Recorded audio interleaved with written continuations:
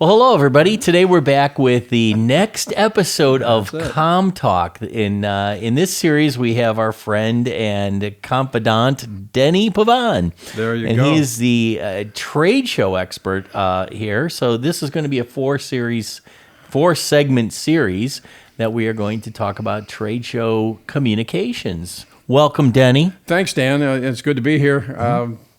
And even though I'm only in the next office, the podcasting world is really booming here, and it's fun to be part of this today. So how do you like our new studio? This is great. This is really nice, and it's going to cool. get better. It's really going to get better. I think so. Yeah, the world of trade shows, I don't want to go through my entire history of trade shows, but I've been in it for a while. Yeah. And I've watched the evolution of trade shows from both being on the exhibitor side, as well as working with companies that exhibit, and as well as working for a trade show for like 30 years. Right. And you just got off tour, too. Yes, I did. Tour. I was managing a fairly large exhibit. It's 10 by 20, but it needs construction to get it all up and everything. But that was at a recent show called IMAX in Las Vegas, which is for destinations. Yeah. And it's worldwide. So you get a chance to see a lot. Once you get the exhibit set up, I do a lot of touring and seeing what's going on in a show, who the exhibitors are, what they're doing to get people into their booths, what they're doing to promote. And it's fascinating to see the variances between very tiny to like a whole world that's being constructed at a show. Wow. But So give us an example, like a really big exhibit. Like, what would be a big one that you've seen? A big one? Yeah, like a big exhibit. France. Huh? What? France. Well, the show is for destinations. So being a worldwide show, the countries that are there, like France, Italy, Portugal, Germany, and on, including in the U.S., but all the cities around the U.S. that have trade shows. These shows are massive. I mean, the exhibit space is probably 500 square feet, maybe more. Wow. And there's a central area, but then there's also a lot of areas for, like you and I, where you're scheduling appointments and going in to meet one-on-one with different representatives. So I say France, but then there's Paris and there's Lyon and there's, all these different cities. Or in Italy, you've got, Venice and Rome.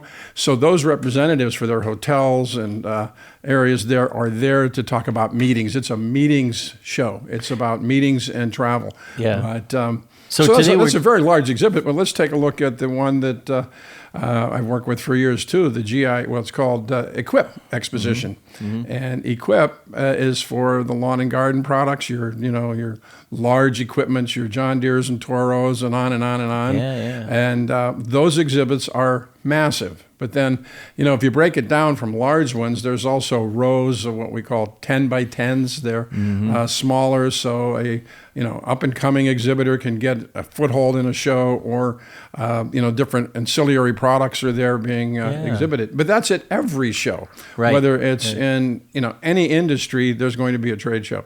But trade shows go back a long way, like thousands of years. It used to be called a bazaar and a marketplace. You think about it, they're still there. You go through the streets and people are selling wares and pottery and clothing and everything. But let's move into the 21st century now. 20th century is really where the trade show world grew. Yeah. Actually, in the 18th century, 19th century, with the World Expositions, Chicago had the massive World Expositions, and that's where people brought new products and new technologies and new innovations. That continues. New products, new technologies, new innovations continues whatever industry you're in. But I think what we want to really kind of break it down into is, if you're wanting to be an exhibitor, or you are, there are 4 basic parts of the trade show world that I look at, and that is what I start with is the exhibit itself, and then we look at the pre-show part of the exhibiting elements, and then there's being at the show, what you do there, and then after the show, the post-show follow-up. And so each one of those has a lot of communications elements attached to it now. And we add the component of social media. It's grown even more, and video and audio and demonstrations and even AI, which is AI. So, but Very interesting. yeah, but let's think about the exhibit itself. Okay, so traditionally, not everybody's going to spend $1 million at a trade show. Right. Some do. I mean, it's amazing when you bring in video that and monitors that are raised above the exhibit area, and construction crews that are putting these things up for maybe 3 days. Yeah. But then there's for maybe 3 days, but then there's also the exhibitor that wants to just get that presence at the show, get a chance to have their brand and show what they do. Yeah, so, right. One thing that I've noticed is some people will put up a back wall, and it's a pop-up display, which is fine. But then you have to think about the messaging on that pop-up display and what your brand is going to represent. I think some people try to, especially first-timers, try to put everything on the back wall. Well, it's like, I want 10 bullet points and say this, this, and this. And then the copy's microscopic, and you can't even read it. Yeah, and I think that's really beyond what people are doing today. It shows, they sit in a chair and they have a table. Like, let's not do that. That always reminds me of the person that does like their home sign. When they're selling their house, or the garage sale, they'll write it like this tiny, and they're thinking, well, I can read it, but you're down the street, you see like a white sign. You don't see any copy on it. Same idea, right? Well, but what I see now too is more engagement and involvement with your trade show audience. Yeah. So your trade show display, even in a small 10 by 10 space, can be inviting and getting people inside your space, right, rather than just going past your space. But your image really has to be very strong. Your image on your exhibit, mainly your brand and what you do. And then you have other things you can do within the exhibit where you have a side table rather than a table in front of you, where you can display elements, or also just a little small bar style podium with 2 seats. So you can get someone in to talk to them basically back and forth with whoever is with you at the show. It's tough to do it by yourself. You usually would like to have 2 people at a 10 by 10 or more, but that way someone can engage with the passersby while someone else is really talking and having a conversation with someone they can get inside the booth. What about, speaking of which, what about the people when you're talking, what are they supposed to be like when they're if you're in an exhibit, what are you supposed to be doing? Most people, you always hear, don't sit down. What are you supposed to do when you're there? Smile. Exactly right. And that's probably one of the big things that people don't do. Right? Well, I think there's, interestingly enough, you are engaging with your audience, number one. And this goes back to some of the things beyond the exhibit where we have to talk about the pre-show too. Right. Inviting people to your booth.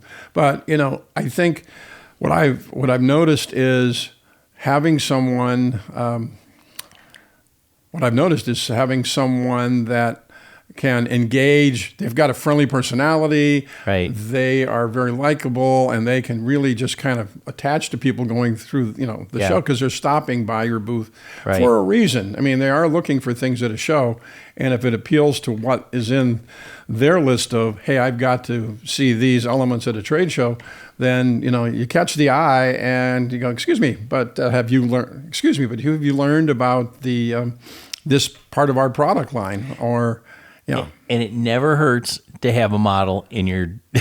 Well, I'll be honest with you. I've seen, at least in my thought, we've done a couple of things where I'd be out there talking, you don't get anything.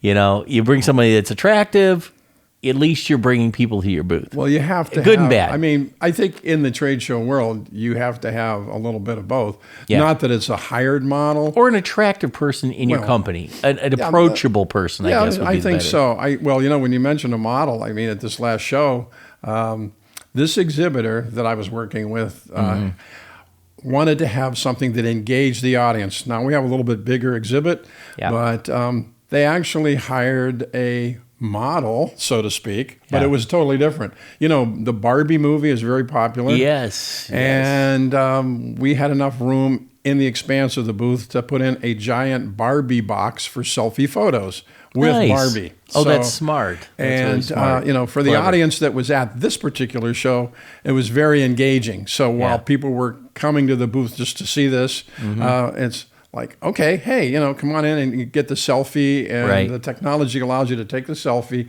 and send it back to your friends via email. It's kind of a fun element. But then other shows or other exhibitors are doing similar types of things, but in a different way. Nashville was offering a very, very nice guitar. But in order to, you know, at least talk about it, it's on display, and they get people a chance to take a look at it, but then you win it. So the idea there is getting contacts and building your contact list for new leads. That's the other part of a trade show exhibit, obviously, is leads and the engagement part. But with the exhibit itself, I think brand and strong image, I mean, a very powerful, engaging image could be, I'm just going to use like a miraculous shot of a space module or a UFO or something. But if it has something to do with your company, it's how you make your brand message work. And then that's key. Also, that's key. So wrapping up, that was a great 2 cents, great ideas, you know, that we've come up with for our first episode. So this is going to be a series. We have 3 more that we're going to be doing on this. And Denny, I really appreciate you being on today with us, and we look forward to doing the next one. Yeah, looking forward. Thanks. Thanks, Dan. Have a good one. All right. All right.